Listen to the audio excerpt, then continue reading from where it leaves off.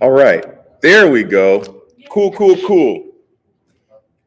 All right, let me send this out again.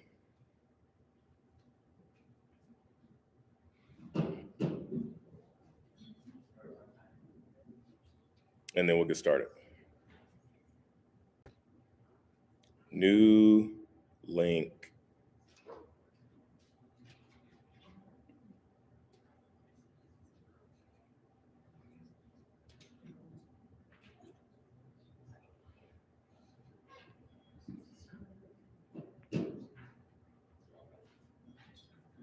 Cool.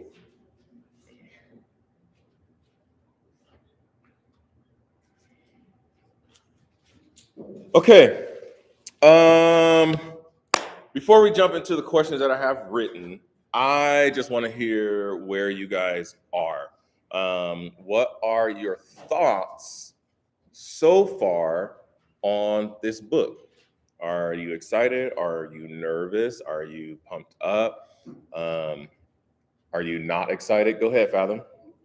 I'm excited about it, and I agree with her. There's not much positive slant about learning more about God without whipping you. Yeah. With guilt or shame, or not giving you really tools to overcome your lack of knowledge. Yeah. About who I am in Christ and who He is. Yeah. And so I'm excited about how she said it is the root of every sin. Yeah. Our unbelief about how we see God is the root of every sin. That tripped me up. Yeah. I am excited about that. Heck yeah. That's what's up. If we could teach that, that would be. Yeah. Oh, well, we as a church for sure will be covering it over the next couple months. So I am very excited about that as well. Anybody else? General thoughts, ideas? Go ahead, Ben. I'm really excited. From the first page before that, Heck yeah. it talks about how in order to receive revelation from God, we have to be at a low point in our lives. Yeah. I've seen that in my life. Uh-huh. Like when we're flying high, we forget about God. Heck yeah. He gave us all the good things we have. And then when we're at a low point, it's when we need Him the most. Yeah. That's when we can go to Him. Heck yeah. I think we should always remember that we need to be humble in order to receive revelation from God. Yes. Heck yeah. I love that. Dang, YouTube is jumping. That's what's up. Go ahead. Go ahead.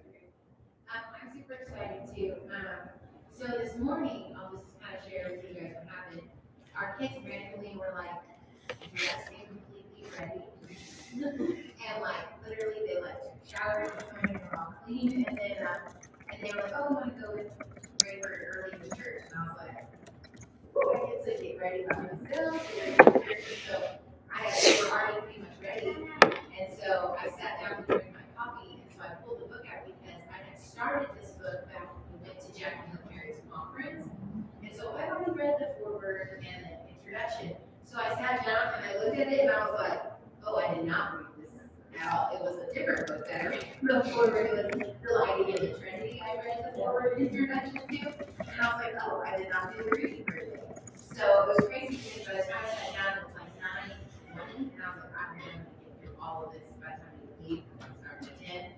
And I literally got through halfway through like the forward introduction. I looked at it going 9:27, and I was like, okay, God is totally stalling time for me. Because there's no way I just read all of that and like ate my sandwich and drank all that. And I was like, thank you, Jesus. Heck yeah. Because he's already like first off, you didn't have kids this morning.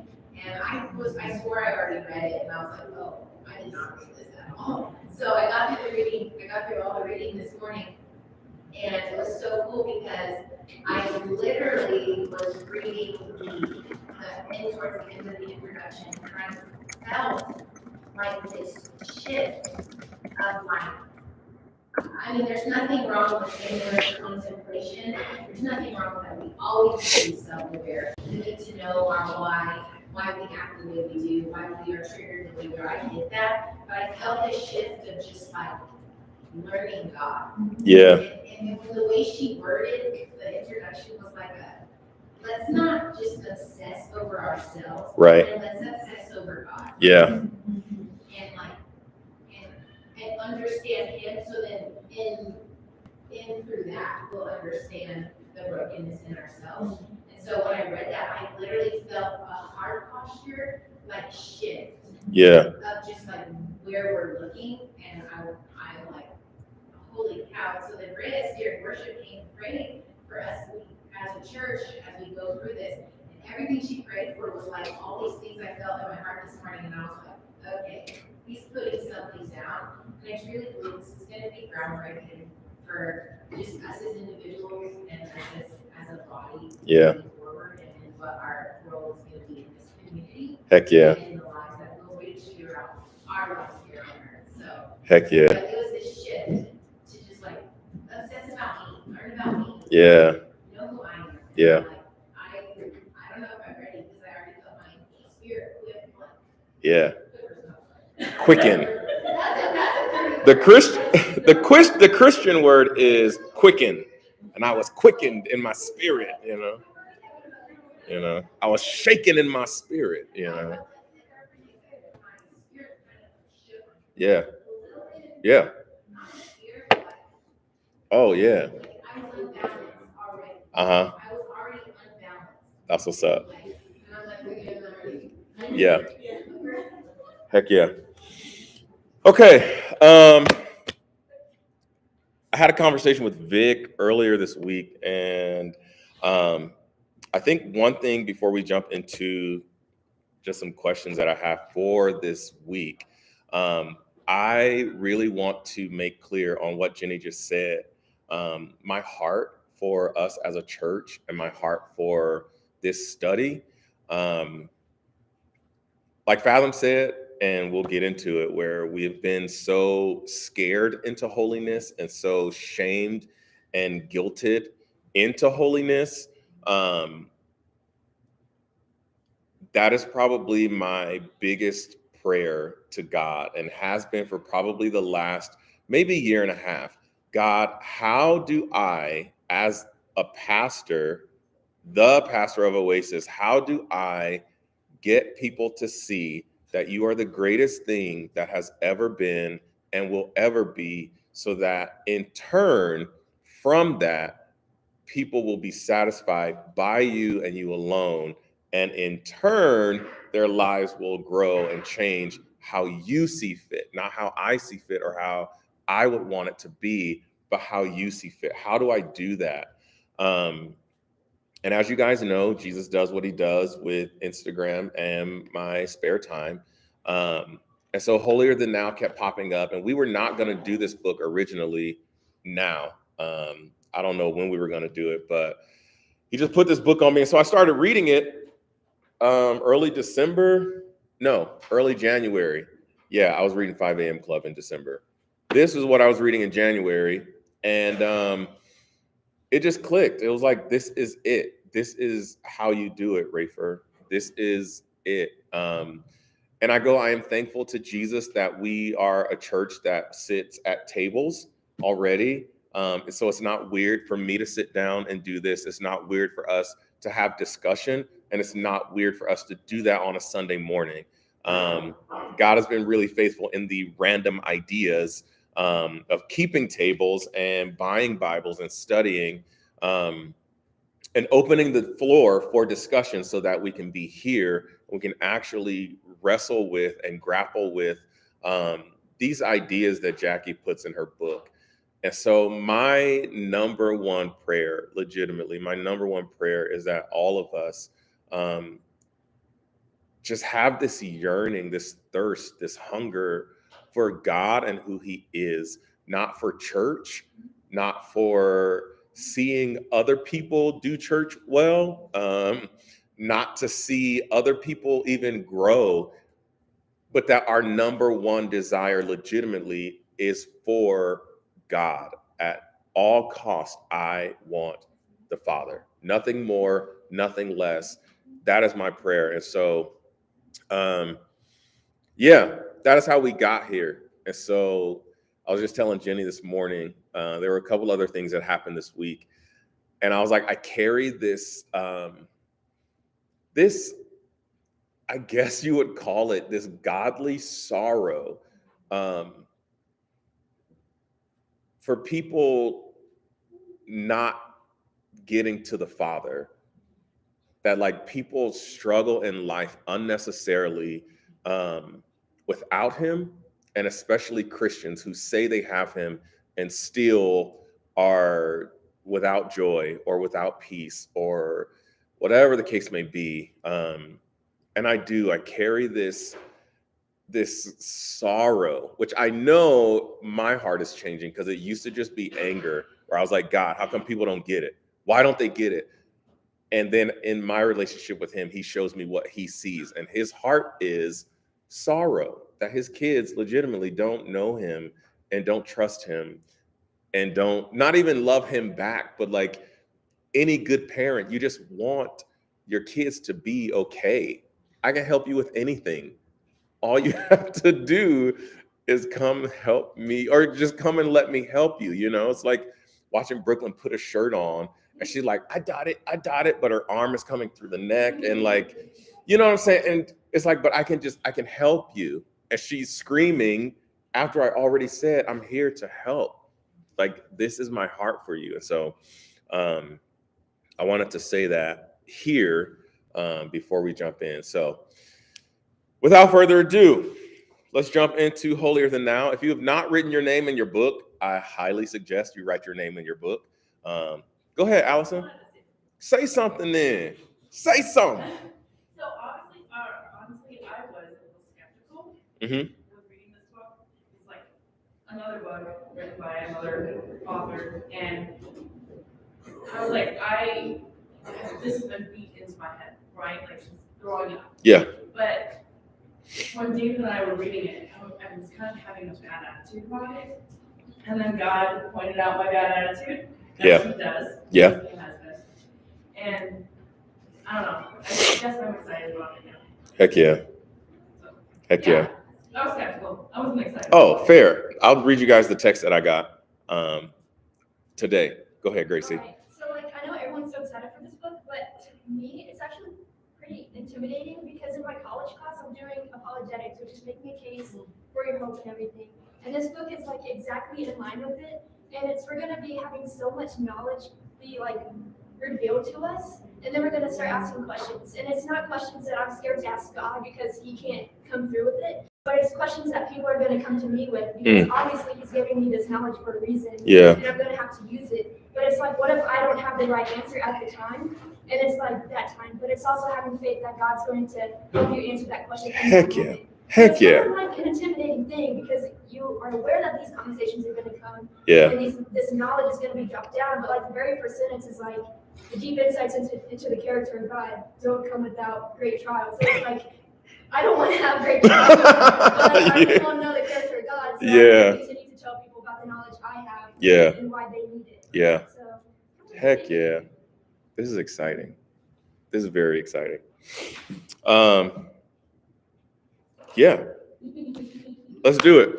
So, first things first, I think it is on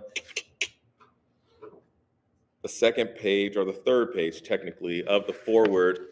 And he says, God's holiness is indescribable. Words will not do. God must be experienced. Before I share what I think about that, what do y'all think about that? Words will not do, especially that we're reading a whole book of words about God. I got three hands. We'll go here, we'll go Danielle, and then we'll go Jacob.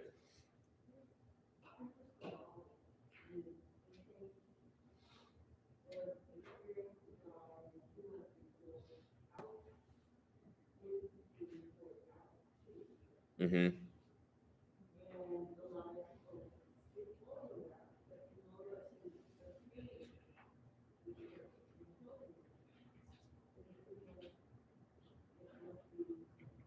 Experience, yeah.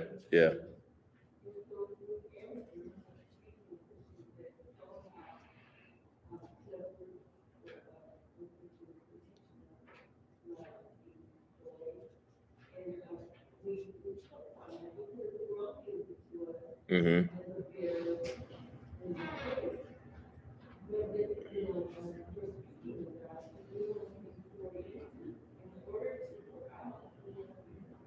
Yeah.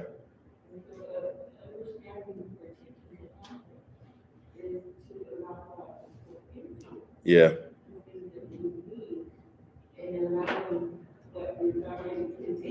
Yeah. Heck yeah. I love that. I love that. Go ahead, Danielle. So I put down in my notes also, I put, the words will not do, the experience. Kind of to go off first, I kind of feel a little intimidation too, because it's gonna be work. I mean, it's deep Mm-hmm. themes that people have to work through. Yeah. And experiences, and to understand why those things happen, going through the bad times in their lives. So that's kind of scary to bring up, all of those things. So it is intimidating. Yeah. But to kind of go off of hers too, I pinpointed that we need a greater vision of God, even in the window from which we see Him is small. Yeah. So in that, you're changing. That tells me that this is going to change my view on God, and it's going to expand that, and it can be scary. It's a deep thing to deal with. It's a very deep thing. And then I like how it said this book is a wide vision through a narrow window. That just puts it into perspective as a human being. Yeah. Anyway, I just liked those. I put those down in my notes. Heck yeah. That it has to be experienced, and experience like work. Yeah. Live through it. Mm-hmm. I mean, and a lot of people, like you say, and it says in here too, the culture, the dazzle of everything of society gets to people so quick and easy. Yeah. It's just so easy for people to fall into that spiral of that through that small little window. Mm-hmm. So anyway, just being able to experience it is going Yeah. to be different than just reading. Just reading. Yeah. Heck yeah. Go ahead. I thought that was like a good line because I thought it just kind of shows like the strength of like testimony almost. Like that's what mine's more about because I've always been like a logical thinker. And for a really long time I was agnostic because of it. But then like it just hit me. And it's the feeling that Yeah. It's the life experiences that you go through. Yeah. And that's why it's also your job to share that testimony. Yeah. So that other people who can relate to you can feel that. Because I can try to explain to people logically all day. Right. And then people are logical. Like at the end of the day, you could use all the facts in the world and they might not believe it. Right. But if you continue to show them love and help them feel it, Yeah. that'll ultimately go a great way in bringing them. Heck yeah. I love that. Nani said, Danielle, I'm scared too, but excited to experience. I love this. It's like, yeah, I got the Yahoo or the YouTube chat up right now. So I can like see what people are saying, talk back to them. Okay. Let's jump into the introduction. Oh, so I was reading through and I just like put some brackets on some different things. So I'm gonna read these things out loud and you just, we'll talk about them.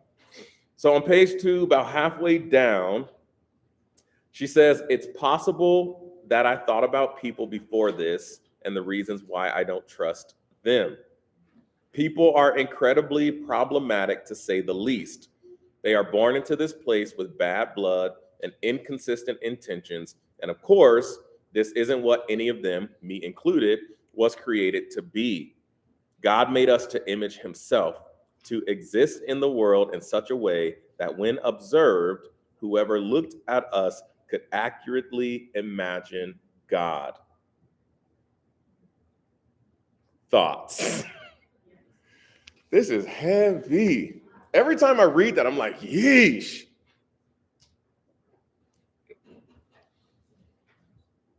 That's what it is. It's just heavy.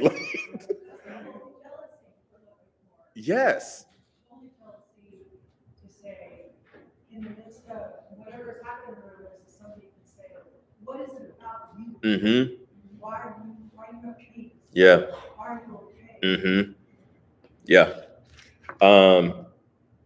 She goes on to say at the bottom, we know that if a person is a sinner, then bad behavior is always a possibility. And God forbid we get too close and they make an Abel out of us. Cain killing Abel. We distrust as protection, wisely at times, from the lift of their hand and the cry of our own blood. Whether the killing is verbal, emotional, or physical, we keep ourselves from the potential of all three because we've seen our own sinful nature and have experienced enough sins against us to know that sinners aren't trustworthy. I fully believe that this statement within itself is why we show up to churches and we are creepy nice, like I said a couple weeks ago. Yes, creepy nice. Because we don't know how to just say that out loud. I don't trust people because people are the worst. And if you say that out loud, the Christians are going to tell you, don't say that. Why? Because it's not nice. That's why we would say that, because it's not nice. You don't say people are the worst because that's not nice to say. But here's the deal. All of us, on some level, like she just said, we distrust to protect ourselves from each other. And I go, I don't care what the relationship is. Every married person in here, even in their own relationship with their spouse, at times has the moments where they pull away because I need to protect myself from you. Jenny and I talk about this all the time. Why is it like this? Why do you respond that way? Why do you do this, you do this? Why? And this is why. Self-preservation. That's crazy. I love this so much. She says, what about God though? Is he as negligent as everyone else? Is he a being with the potential to be as bad as us, as Cain and his father, the first sinner? If not, why do we treat him like we do all the others? Is it that we've mistaken the second Adam, Jesus, for the first and have thought of him as a better version of ourselves? Is it that we think his goodness, though great, isn't consistent?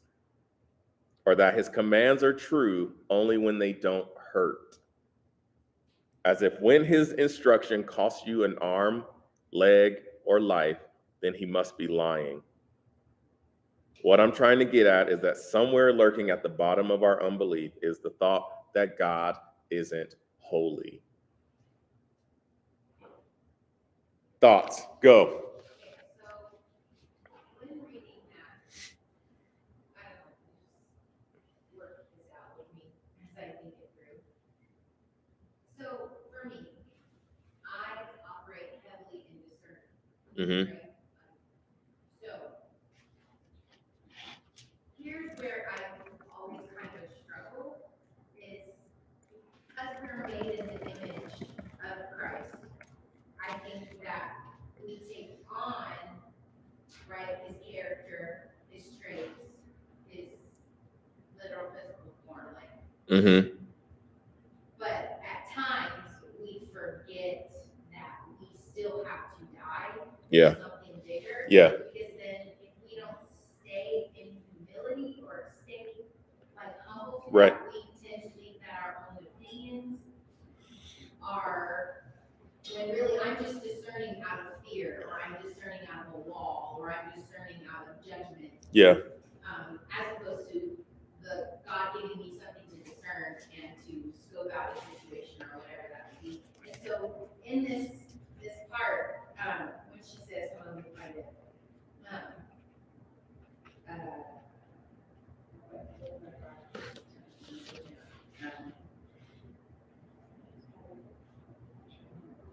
Okay, so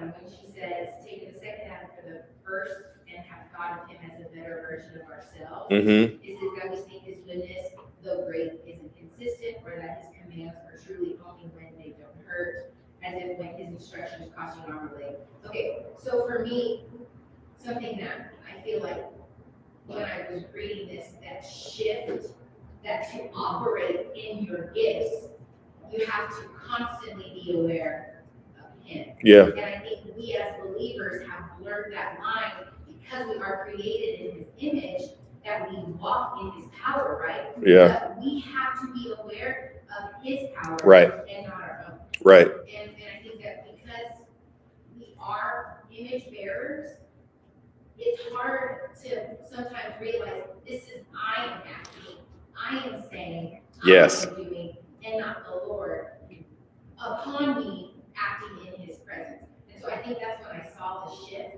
Yeah. Because I have had some very blurry lines, like it's hard. Yeah. And we're all trying to work out our faith, and that's why we need grace, we need love, we need one another, we need to build each other up. Yeah. We need to have understanding when we fall, because we are not perfect, but yet we are made in his image, so it's so hard Yeah. to wrap your mind around. Yeah. And so for me, it's like realizing that we are separate yet we are one. Right. And it has to be from him. Mm-hmm. All times. Through me. Yeah. Not me and myself. Right. And that's a line that I'm really asking God to help me discern, like, Where it is me and where it is him. Yeah. So I can walk in the gifts that I know he's called me to walk in, and I have to really fumble. Yeah. Because you guys remember what I said to the church a couple weeks ago, just how pharisaical my heart had become. Yeah. And just because I thought that's what I was supposed to be doing, and just trying to like decipher that line. Yeah. I love it. And this is honestly why I love this book. Like, she legitimately says all of the reasons why in the introduction. We play this game with God where one thing is this, the other is that. And we'll talk about that next week as we go into chapter 1. But like, we have these different facets of God that, you know, he's this now, he's love over here. So because he's love over there, then he's not going to be energy for my hard work over here. And so we, you know, just cut that line. And then we start to cut more lines as we start to do more with ourselves. And then it all comes back to, I just don't believe that God is going to be what he says he is. And unfortunately, in most cases, we as the church, Big C church, have not done a good job of just letting people know who God is. We just have not done that. We have not done a good job of saying, yo, God is a father, and in him is all of it. Period. Dot. There's no this or that, this then that. Like, this is just who he is. Period. Dot. Which causes people to run away because, like she says, we've only been taught the holiness or the righteousness or the get yourself together part. We've only been scared into that. And nobody wants a father that is scary.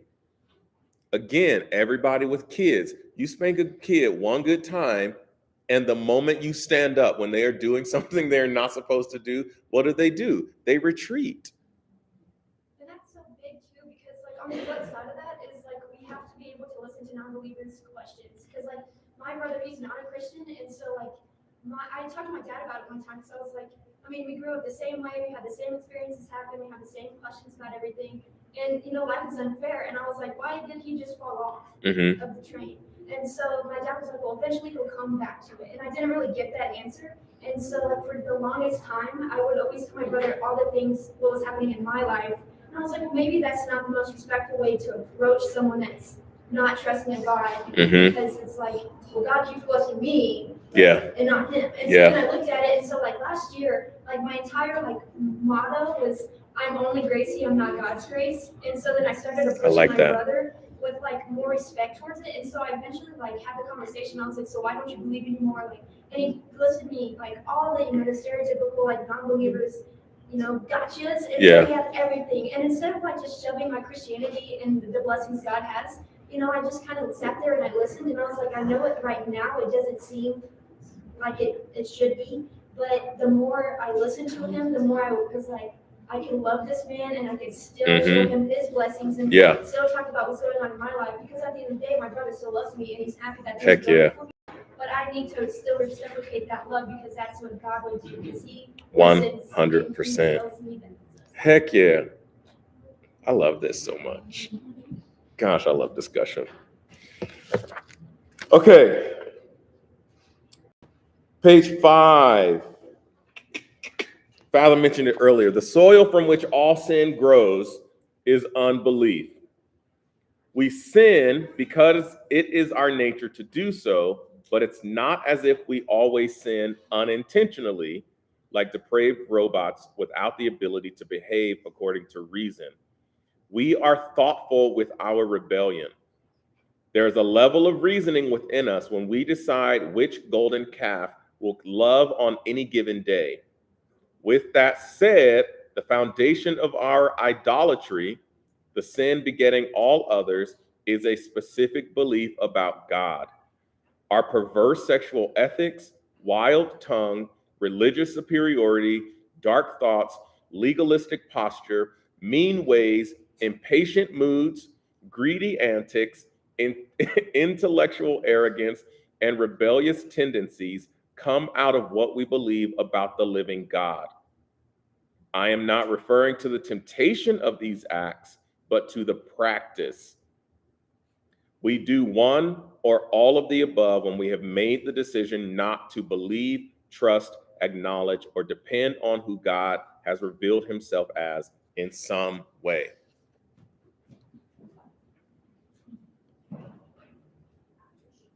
"18 things that popped out. 1, we are thoughtful with our rebellion. This is crazy because all of us would say, well, we would debate this. And as we would debate it, you know what's crazy? We would only prove the point that she just made. You know what I'm saying? At the point where you're like, well, no, I don't. The fact that I'm defending it is instantly, yes. Right? We are thoughtful with our rebellion. We pick and choose legitimately. And I love that she says which golden calf we are going to worship each day. Go ahead.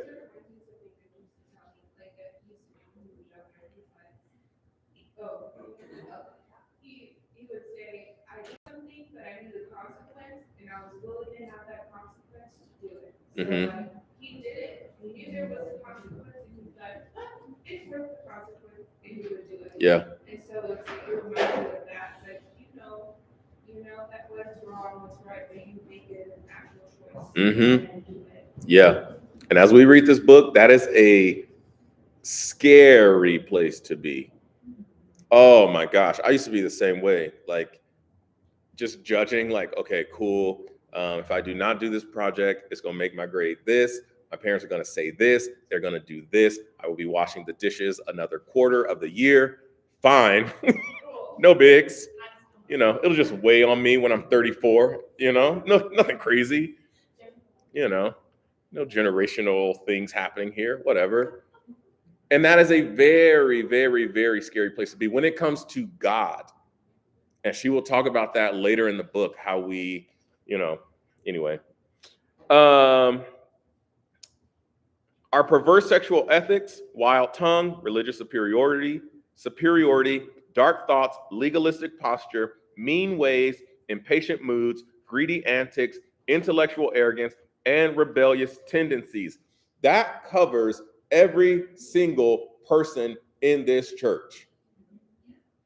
And I love, love, love that it is not written from your standard Christian perspective where it's like murder and alcohol and cigarettes and sleeping with people.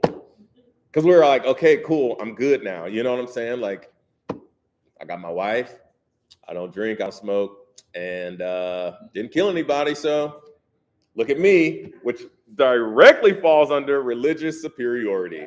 Boom. You know what I'm saying? And I love that it is this leveling of already, like Jenny said, it's this shift of obsessing over myself to really see where I am compared to who God is.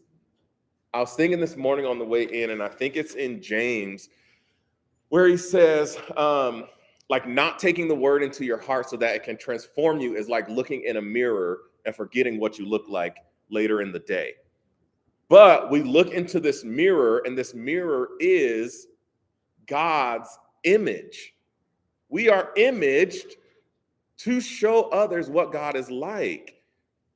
And so what he says in James is we look into the word of God. We look into who he is. And that is what I should see when I see myself in that reflection. And the more that I do this, the more that I spend time breaking down the things that I'm holding on to. And again, they're not just standard Christian things, mean thoughts. Bruh, everybody has had one today. Today. Like it's 11:11 today. Since 10 o'clock. All of us have had a mean thought at some point today. And those are the things that we discount. And that's just really cool because like how she wrote it in like a writing way, like how she wrote this. So like she didn't like list it out like with numbers and anything. She wrote it in a sentence with commas to show that one's not bigger than the last. Boom. It's all the same. Mm-hmm. Heck yeah.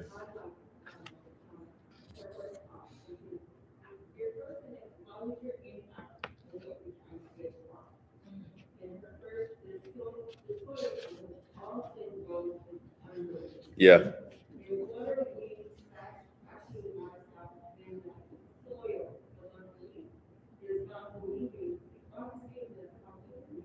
Mm-hmm. Yeah. Mm-hmm.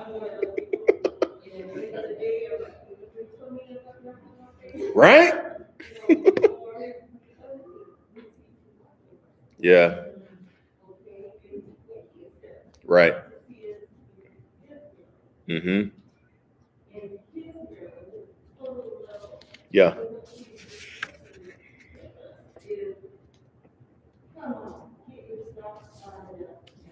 Yeah.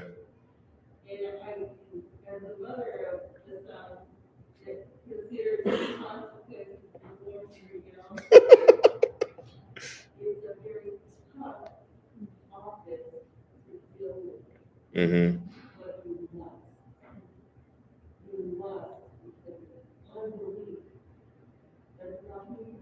Yeah.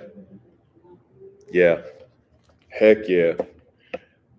On page 6, she's talking about the rich young ruler and how he calls Jesus good teacher. And Jesus responds to him with, "Why do you call me good? No one is good except God alone."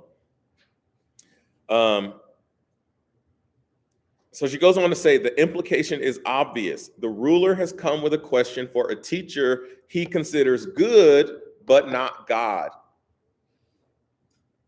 This belief is so authentic to the ruler that he's sincere when speaking to the incarnate God, who alone is good. Who alone is good when he says he's kept his law, as if to say that he is good too.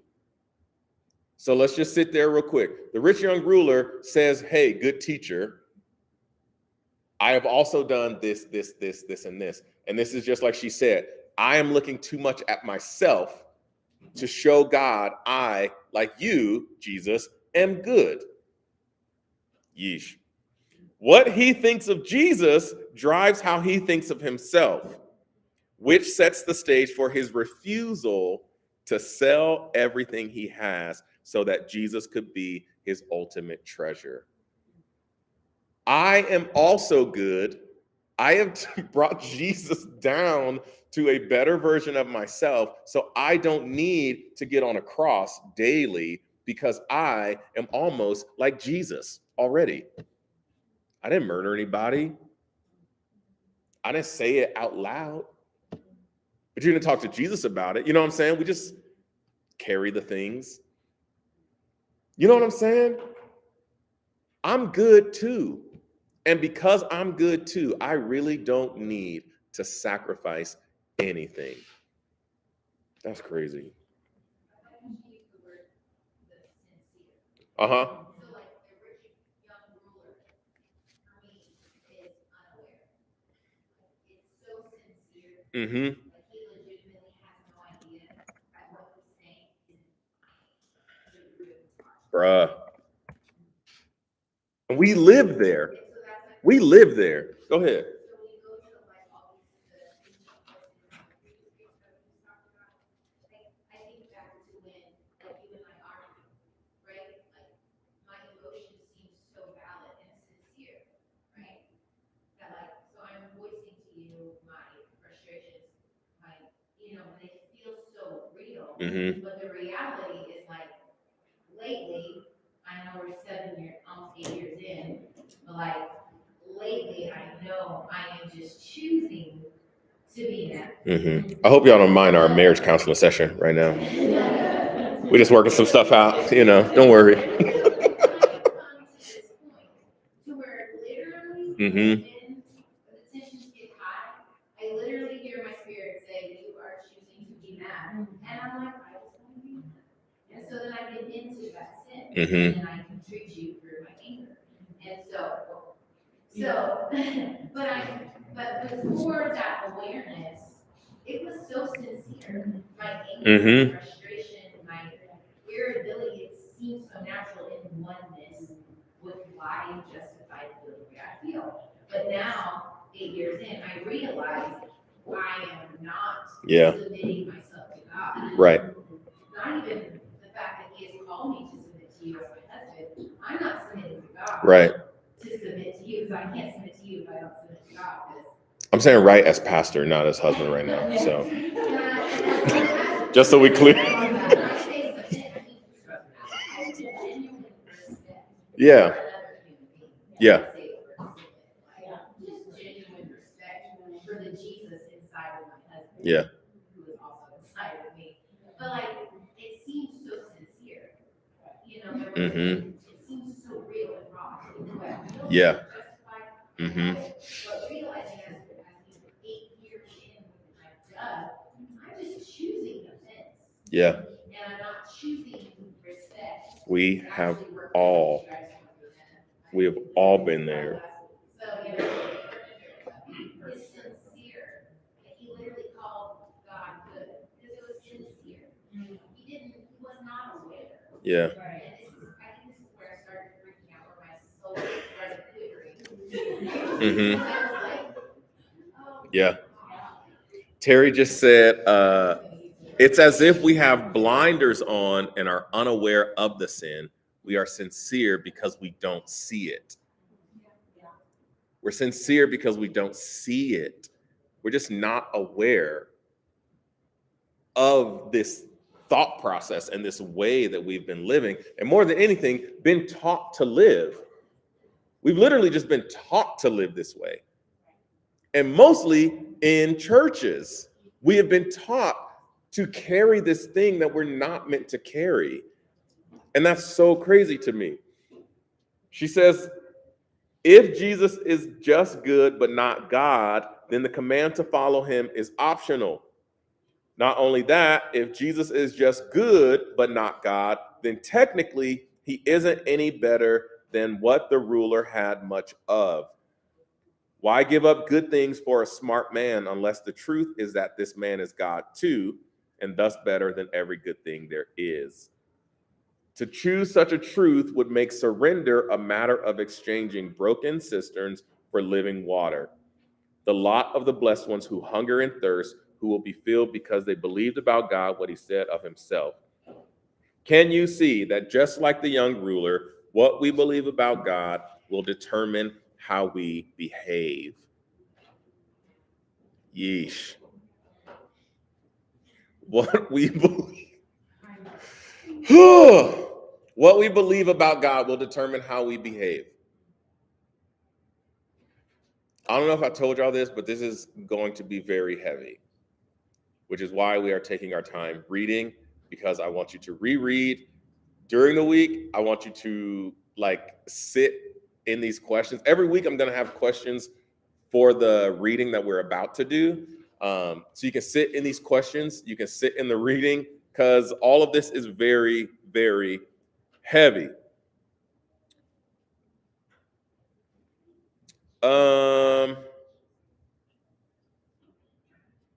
We got 15 minutes.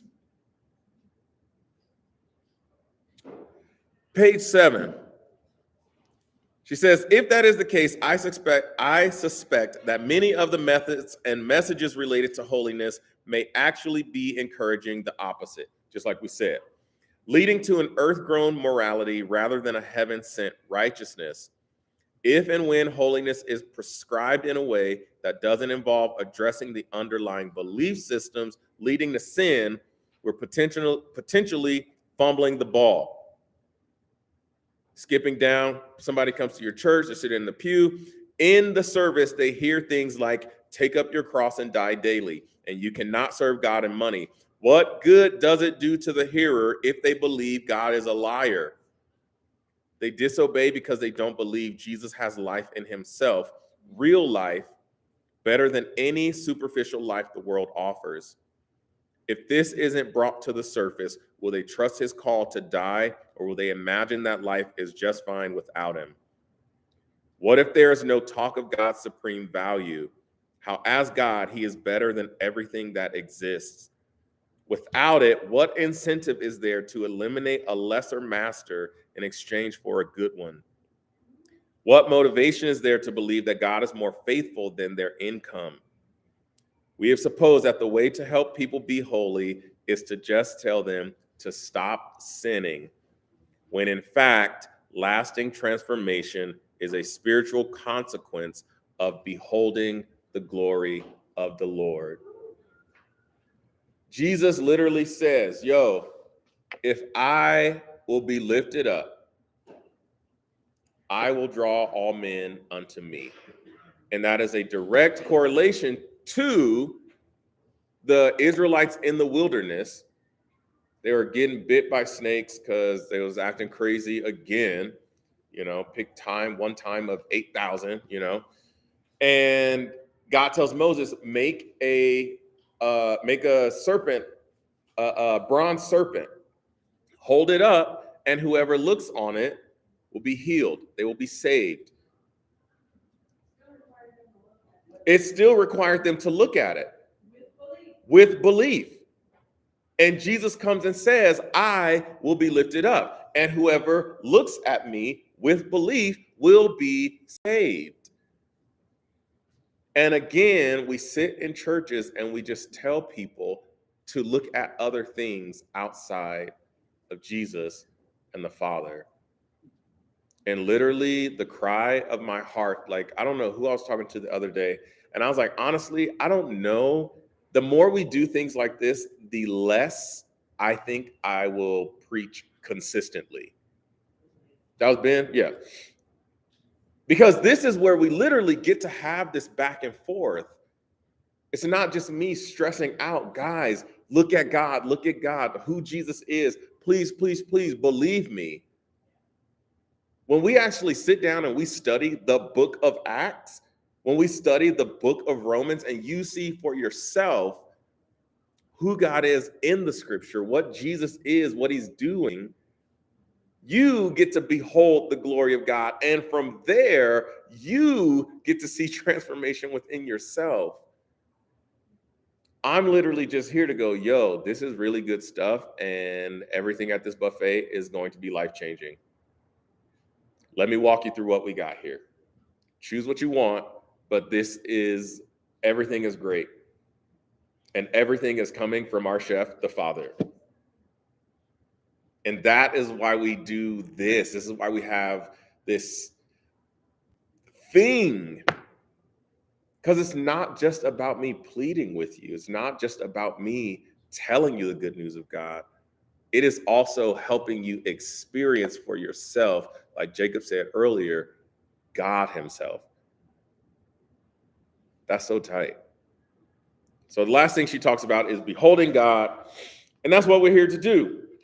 God's holiness, all of that.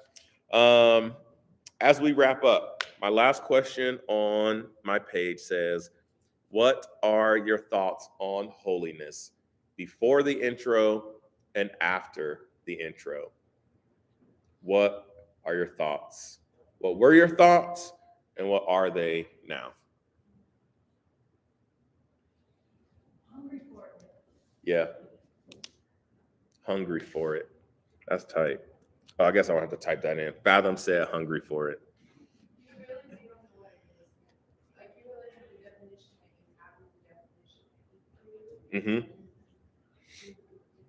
Yeah. And so it's like, we're about to figure out what it actually is. Yeah. Yeah. That's tight. That's tight.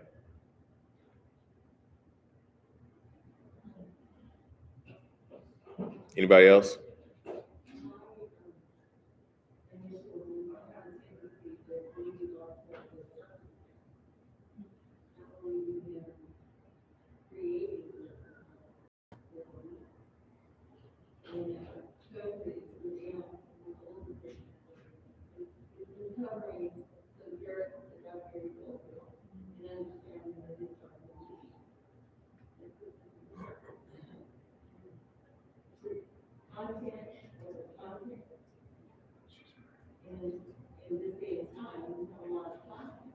Mm-hmm.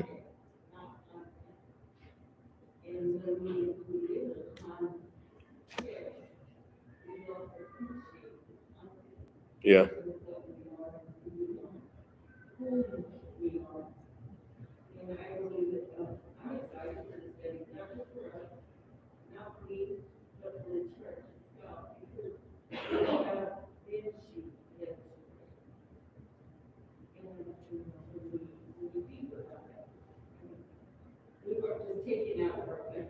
Mm-hmm.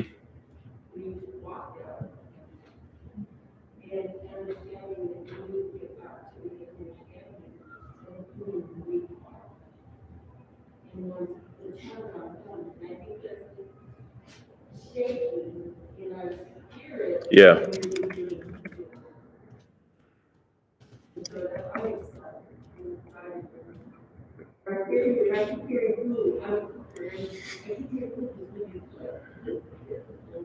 Yeah. Meat, baby. Yeah. Meat. Straight meat. Heck yeah. Um, Go ahead.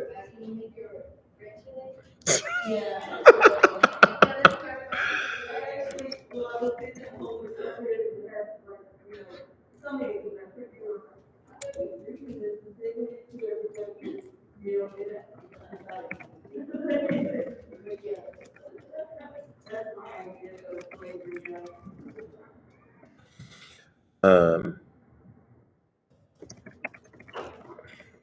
Type in what Daniela said.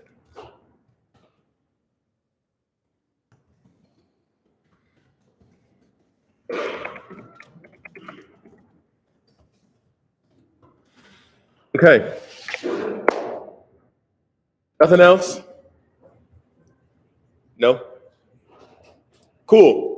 We're going to go into the holy place and spend some time with Jesus. And then after the holy place, I have questions and what we're reading, all the details for what you need for this week. And we'll walk through all of that after the holy place. So for all of you in the chat, yeah,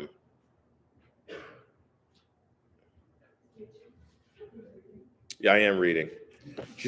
Terry said what she says on page 8. Explain what holy isn't.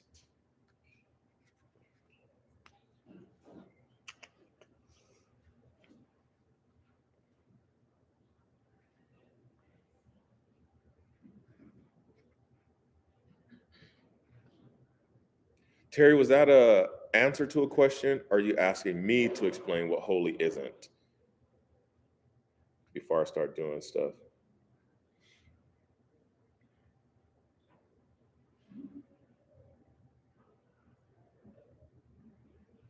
About a paragraph, she says, well, just think about how it's the opposite. Mhm.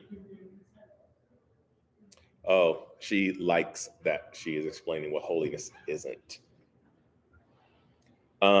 This is why we're here, to behold, to set our sights on a higher love, to see who Adam hid from, who the psalmist sang to, who the prophet spoke for, who the disciples walked with, and who Jesus made known. I know that holy comes with a world of baggage. We think of it and imagine boredom incarnated, a smileless woman, an uptight man who thinks as if he's never loved anything at all, or who looks as if he's never loved anything at all. From our experience with the religious and how it makes some people mean as a bull, we may think holiness looks like them: distant, cold, knowledgeable of the scriptures, and ignorant of the heart. Whether it is joyous or callous, neither describes God. That is probably the coolest thing. Jackie was going to the doctor the other day, and she did one of those like ask me a question. And so she was just answering them in video form. And one thing she said, one question was, how do you know if a person is self-righteous? And I was like, ooh, let's go. And she said, you know, a person is self-righteous when they don't have the joy of the Lord. Because the joy of the Lord is a fruit of the Spirit. She says, so you cannot carry all of these things, guilt, shame, well, whatever, the lack of compassion, the judgmental attitude. She said, you can't carry all those things and have legitimate joy. And I was like, that is very well said, and that is very well spoken. And it lines up exactly with, lines up exactly with that paragraph. And Terry said, these are all what we think holy is. Our experience with religion forms our thoughts. And I am here to put a stake in the ground and say, F that. No. No more shall religion form our thoughts. We are going to legitimately allow God to do that for us. So, let's go into the holy place. YouTube, I'll see y'all on the flip. I will update the questions for next week. So you can come back to this page and see them all in the description later. I love y'all. Y'all have a great week. Okay.